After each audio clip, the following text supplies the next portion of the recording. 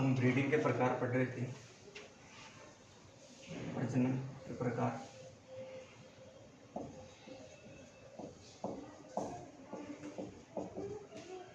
इसमें पहला प्रकार अपने इनब्रीडिंग देखी थी। इनब्रीडिंग में दो टाइप बताई थी मैंने आपको, close inbreeding,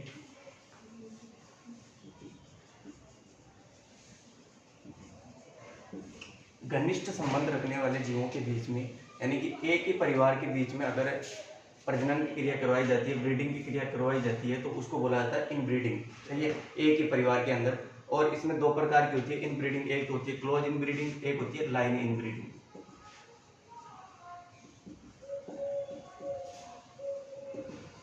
line inbreeding, close inbreeding का मतलब होता है घनिष्ठ संबंध रखने वाले जीवों के बीच में प्रजनन करवाना, या घनिष्ठ संबंध रखने वाले या क्लोज रिलेशन रखने वाले जीवों के बीच में आपस में अगर ब्रीडिंग करवाई जाती है तो इस क्रिया को क्या बोला जाता है, क्लोज ब्रीडिंग। इसके एग्जांपल भी अपन ने देख लिए थे। लाइन इनब्रीडिंग, लाइन इनब्रीडिंग का मतलब होता है कि इसके अंदर क्या होता है, ये जो ब्रीडिंग है ये करवाई जाती है केवल एक ही परिवार के अंदर। सही है, एक ही परिवार के उन सदस्यों में, जैसे कि कोई एक सदस्य अपन ने चयन किया जाता है, इसमें एक सदस्य का चयन किया जाता है। लाइन ब्रीडिंग का मतलब होता है कि किसमें किसी एक सदस्य का चयन किया जाता है।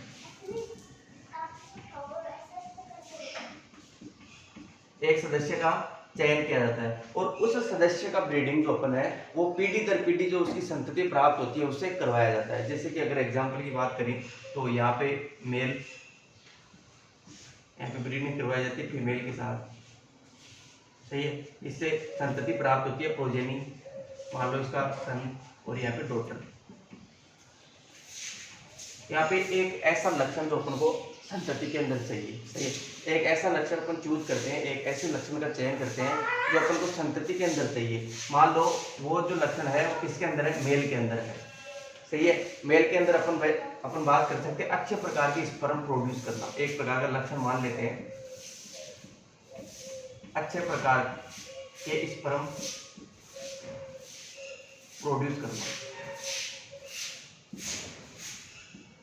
अच्छे प्रकार के स्पर्म प्रोड्यूस करना, ये एक लक्षण है इसके अंदर। किसके अंदर, मेल के अंदर एक लक्षण है। अब ये लक्षण जो होता है अपन को प्रोजेनी के अंदर चाहिए। आगे प्रोजेनी के अंदर इससे जो लक्षण है वो ज़्यादा अच्छे प्रकार से चाहिए। अपन कह सकते हैं कि ज़्यादा मॉडिफाइड जो लक्षण है वो आगे संतति के अंदर अपन को चाहिए। तो इसके लिए करवाया जाता है लाइन ब्रीडिंग। इसमें क्या होता है, इस मेल का जो संकरण है, इस मेल का क्रॉस है, इसके आने वाली पीढ़ी, हर पीढ़ी के साथ इसका क्रॉस करवाया जाता है। जैसे कि मेल इसका क्रॉस करवाते हैं यहाँ पे डॉटर।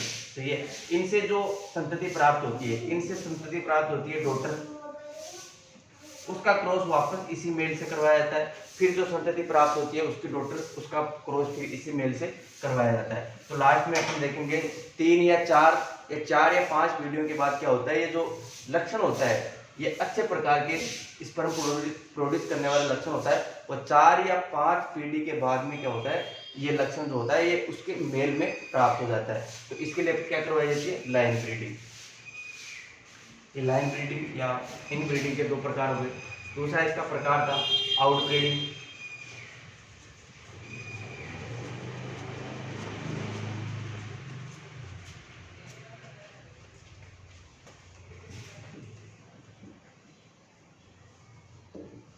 आउट ब्रीडिंग, असंबंध रखने वाले जीवों के बीच में संकरण करवाना।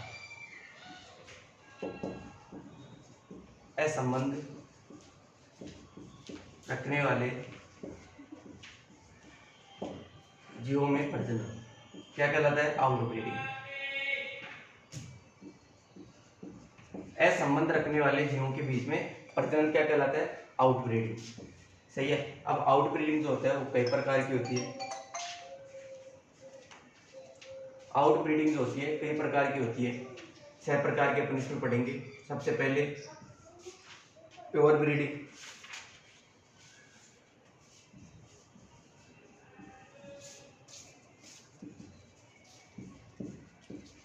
सबसे पहले पढ़ेंगे प्योर ब्रीडिंग। प्योर ब्रीडिंग के अंदर क्या करवाया जाता है, इसके अंदर किसी नस्ल के प्योर मेल या फीमेल लिए जाते हैं। प्योर यानी शुद्ध मेल और शुद्ध फीमेल। शुद्ध केवल एक ही नस्ल के होने चाहिए, दोनों शुद्ध नर का क्रॉस करवाया जाता है शुद्ध मादा से।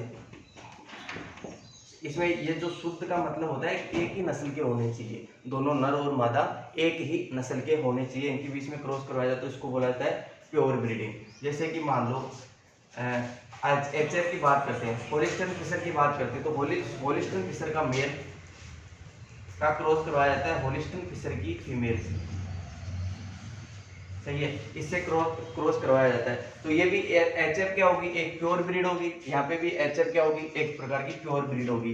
तो एचएफ का मेल या एचएफ की फीमेल अगर इनका आपस में संकरण करवाया जाता है तो ये क्या कहलाता है, प्योर ब्रीडिंग।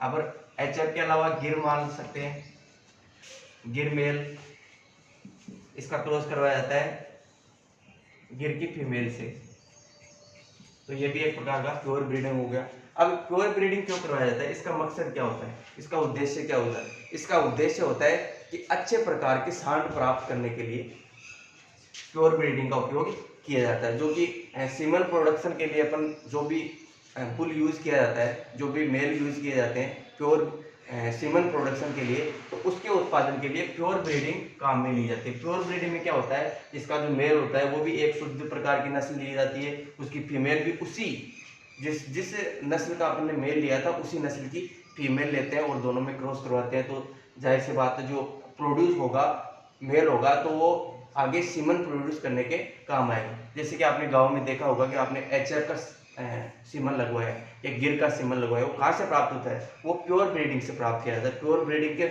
मेल से प्राप्त किया जाता है।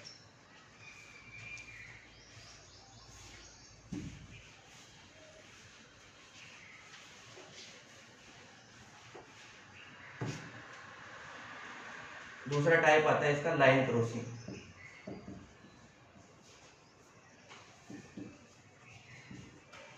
लाइन क्रॉसिंग या इसको बोल सकते हैं रेखीय संकरण।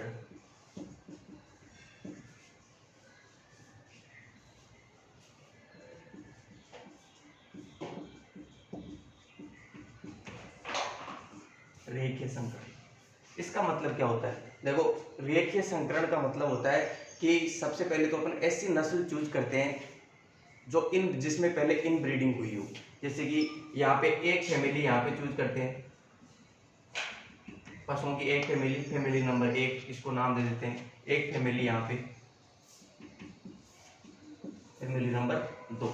अब इसमें क्या होता है, इस फैमिली के अंदर आपस में इन ब्रीडिंग करवाई जाती है, सही है, इन ब्रीडिंग करवाते हैं। एक फैमिली यहाँ पे ले ली, दूसरी फैमिली यहाँ पे ले ली, एक फैमिली नंबर फर्स्ट और फैमिली नंबर जो सेकंड है उसके अंदर आपस में कोई रिलेशन नहीं है, आपस में कोई संबंध नहीं है इन दोनों के बीच में, और इन दोनों के बीच में आपस में इसमें क्या करवाया जाता है, इसमें पहले तो क्या करवाएंगे, इन ब्रीडिंग, सही है, इसमें भी क्या करवाया जाता है, इन ब्रीडिंग,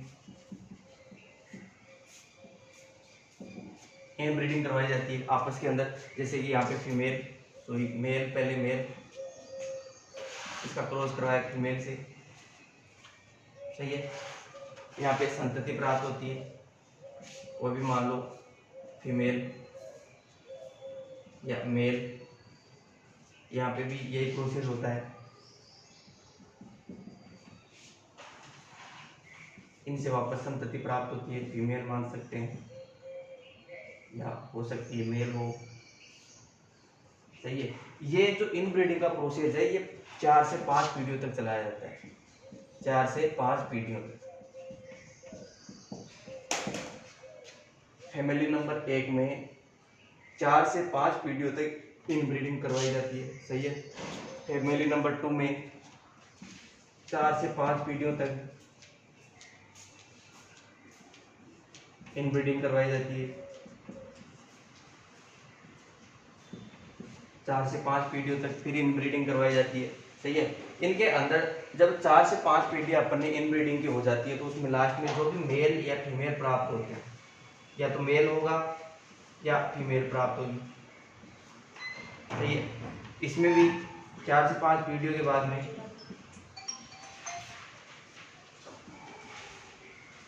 या तो मेल होगा या फीमेल होगा, या तो मेल होगा या फीमेल होगा। अब इसमें क्या करवाया जाता है, लाइन क्रॉसिंग। देखो एक फैमिली ये प्राप्त होगी अपन को, दूसरी फैमिली अपन को ये प्राप्त होगी, सही है। इसके अंदर इनब्रीडिंग करवाई जाती है, इसके अंदर इनब्रीडिंग करवाई जाती है। अब 4 से 5 वीडियो के बाद में इसका जो मेल होता है उसका क्रॉस करवाया जाता है किससे, इसकी फीमेल से, फैमिली नंबर 2 की फीमेल से, या फैमिली नंबर फर्स्ट की फीमेल, या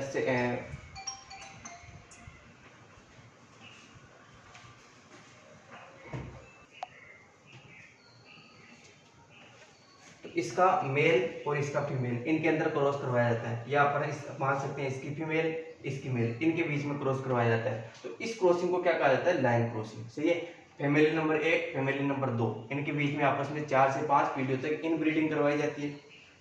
इनमें 4 से 5 पीढ़ियों तक क्या करवाई जाती है, इनब्रीडिंग करवाई जाती है। इस इनब्रीडिंग से प्राप्त 4 से 5 पीढ़ियों के बाद में जो भी मेल या फीमेल प्राप्त होते हैं उसका क्रॉसिंग किससे करवाया जाता है, फैमिली नंबर 2 के मेल या फीमेल से क्रॉस करवाया जाता है। इसको बोला जाता है लाइन क्रॉसिंग। इससे जो उत्पन्न होने वाला जो जीव होता है उसमें संकर ओज लक्षण आ जाते हैं। संकर ओज, अब ये संकर ओज क्या होता है, नेक्स्ट आप अगर आगे पढ़ेंगे अपन इसके बारे में, संकर ओज क्या होता है। तो इन दोनों के बीच में जो क्रॉस कराया जाता है और इसके बाद में जो संतति प्राप्त होती है उसके अंदर संकर ओज जैसे लक्षण दिखाई देते हैं। क्या दिखाई देते हैं, संकर ओज जैसे लक्षण इसमें दिखाई देते हैं।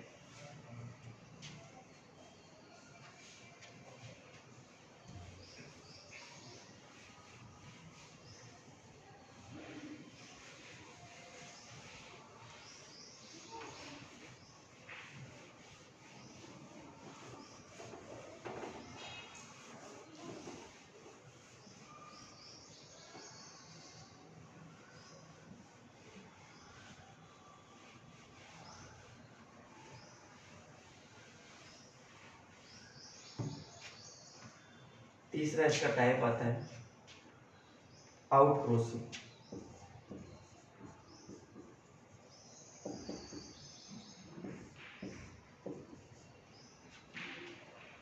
आउट क्रॉसिंग एक ही नस्ल के दो जीवों के बीच में क्रॉस करवाया जाता है।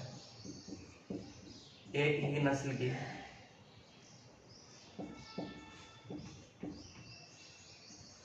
दो जीवों के बीच में क्रॉस करवाया जाता है।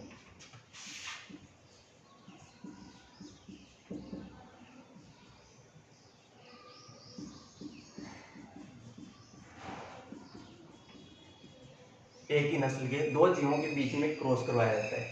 अब आउट क्रॉसिंग का मतलब हो गया कि ये तो दो जीव हैं, इनके बीच में इनका 4 से 5 पीढ़ियों तक इनका कोई पूर्वज नहीं होना चाहिए। सही है। इन दोनों जो अपन ने चूज किया था, ये एक ही नस्ल के दो जीव, जैसे कि एच.एफ की काऊ, सही है, यहाँ पे ले लिया, इसका क्रॉस करवाया एच.एफ बुल से, क्रॉस करवाया इसका एच.एफ बुल से। तो ये जो एच.एफ बुल है और एच.एफ काऊ है, इनके जो पूर्वज थे वो 4 से 5 पीढ़ियों तक समान नहीं होने चाहिए। ये चीज आपको ध्यान रखनी है। इनके पूर्वज 4 से 5 पीढ़ियों तक इनके पूर्वज में किसी प्रकार की समानता नहीं होनी चाहिए। 4 से 5 पीढ़ियों तक इन दोनों पशुओं की पूर्वज जो होते हैं उनमें कोई समानता नहीं होनी चाहिए। फिर इनके बाद में जो क्रॉस करवाया जाता है उसको बोला जाता है आउट क्रॉसिंग। ये एक प्रकार से अपन कह सकते हैं कि ये प्योर ब्रीडिंग का ही प्रकार है। एक प्रकार से ये प्योर ब्रीडिंग का ही टाइप है। ये चीज आपको ध्यान रखनी है।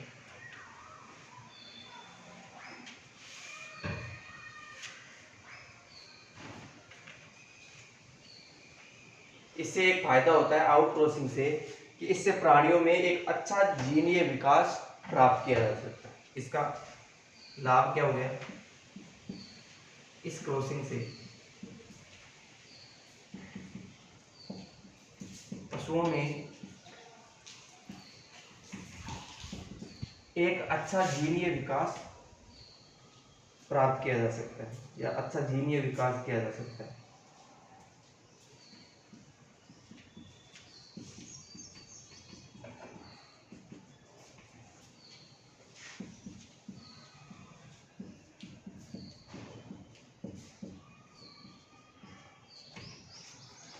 इस क्रॉसिंग से पशुओं में अच्छा जीनीय विकास किया जा सकता है। ये हो गया इसका तीसरा प्रकार।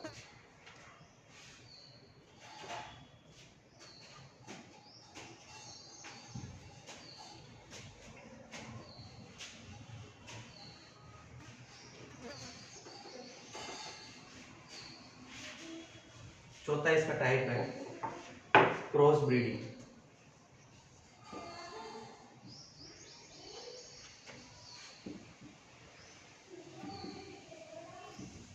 क्रॉस ब्रीडिंग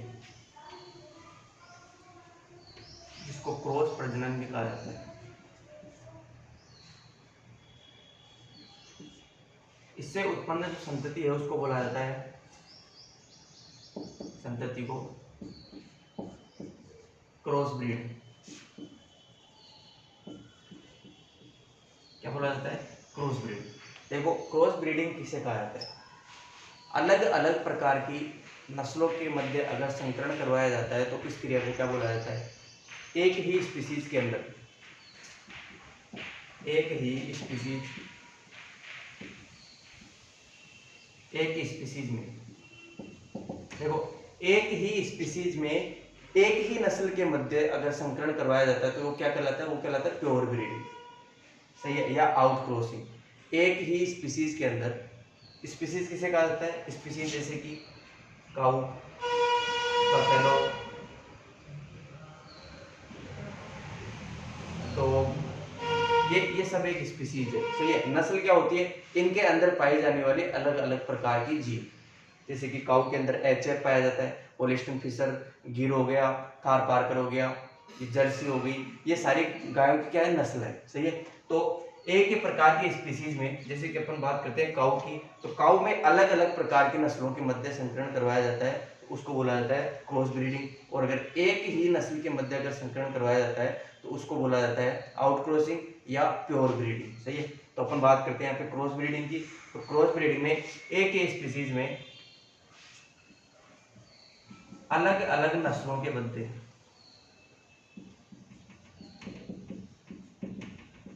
अलग अलग नस्लों में संकरण करवाना, ये क्या कहलाता है, क्रॉस ब्रीडिंग। अब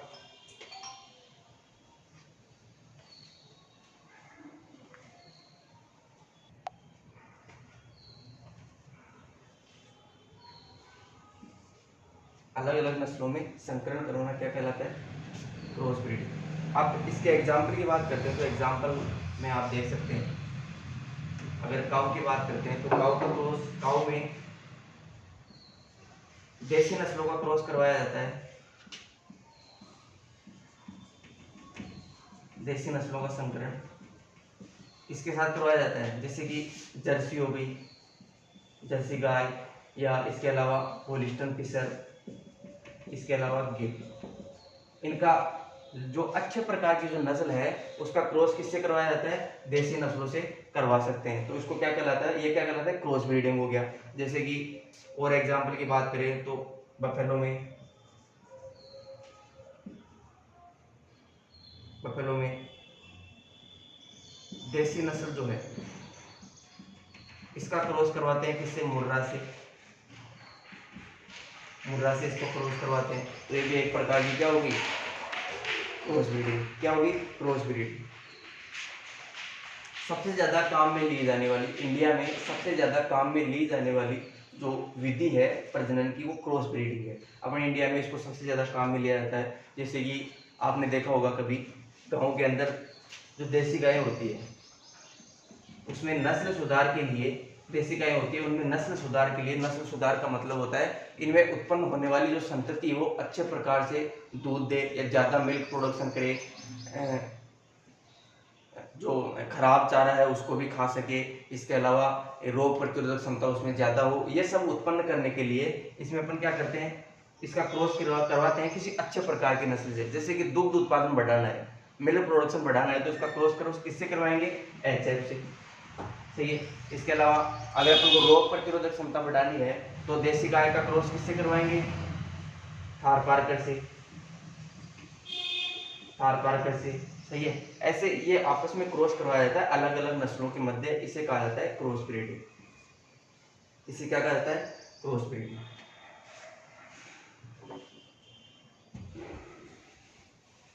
अब एक क्रॉस ब्रीडिंग के कई लाभ हैं, उनके बारे में देखते हैं।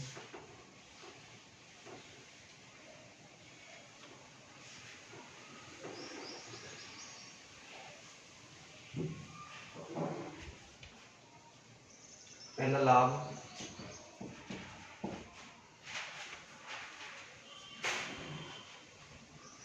विदेशी लक्षणों के वांछित लक्षण देशी लक्षणों में देशी गायों में प्राप्त किए जा सकते हैं। जैसे कि विदेशी गायें जो होती है,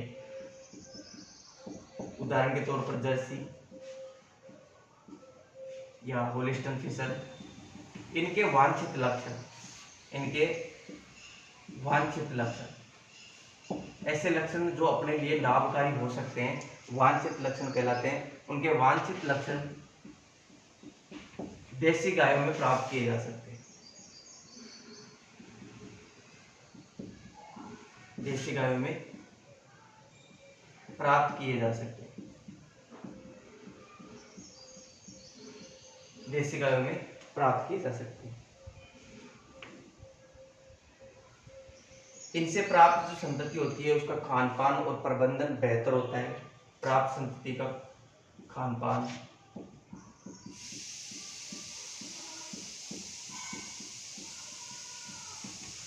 और प्रबंधन देशी गायों से बेहतर होता है। खराब प्रकार का जो चारा होता है उसको भी ये अच्छे प्रकार से पचा सकती है। इसका अगला लाभ होता है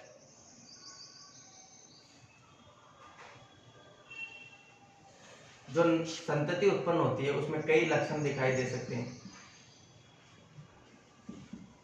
संतति उत्पन्न होती है क्रॉस ब्रीडिंग से, जो क्रॉस ब्रीड संतति प्राप्त होती है उसमें निम्न लक्षण देखे जा सकते हैं, जैसे कि उच्च उत्पादन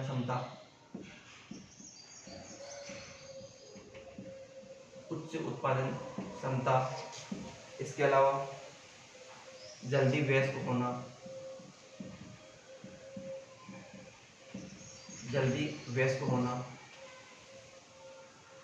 जन्म भार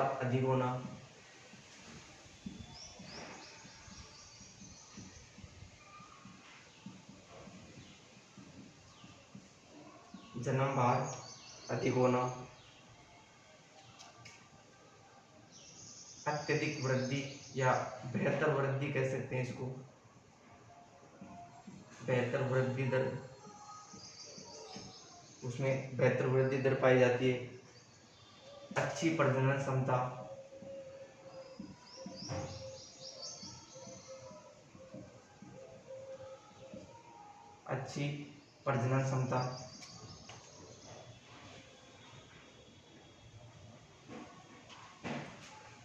रोग प्रतिरोधक क्षमता, अधिक रोग प्रतिरोधक क्षमता,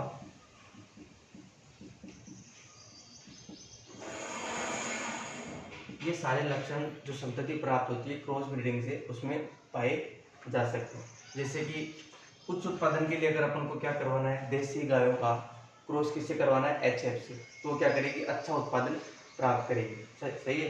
और ये सारी जो लक्षण होते हैं, जल्दी वयस्क होना, जन्म भार अधिक होना, बेहतर वृद्धि दर यानी कि जल्दी से वयस्क हो जाना, सही है, अच्छी प्रजनन क्षमता या समय से पहले ही इसमें प्रजनन के लक्षण उत्पन्न हो जाए या अधिक रोग प्रतिरोधक क्षमता उनमें पाई जाती है, ये सारे जो लक्षण होते हैं ये क्रॉस ब्रीडिंग से ही संतति में पाए जाते हैं।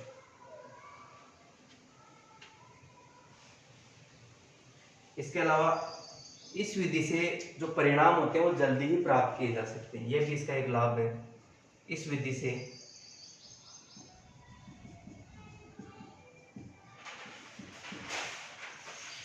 परिणाम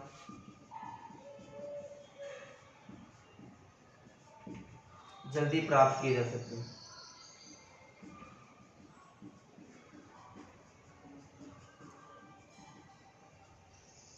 इस विधि से परिणाम जल्दी प्राप्त किए जा सकते हैं।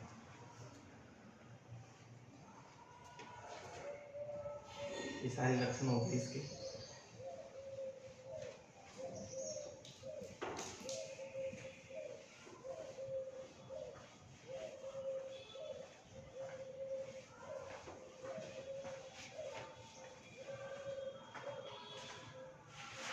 इसके कुछ कमियां भी हैं, कमियों के बारे में देख लेते हैं।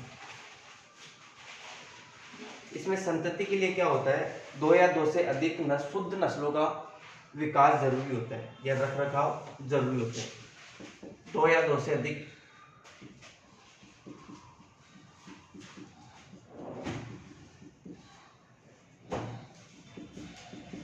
दो या 2 से अधिक शुद्ध नस्लों का रख रखाव जरूरी होता है।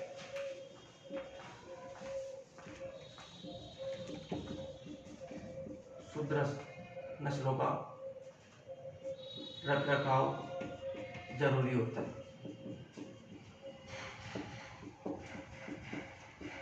ये इसकी कमी होगी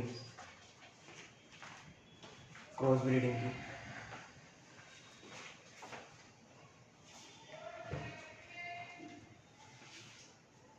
इसमें 2 प्रकार और बचे हुए हैं, उनके बारे में अपन नेक्स्ट क्लास में देखेंगे।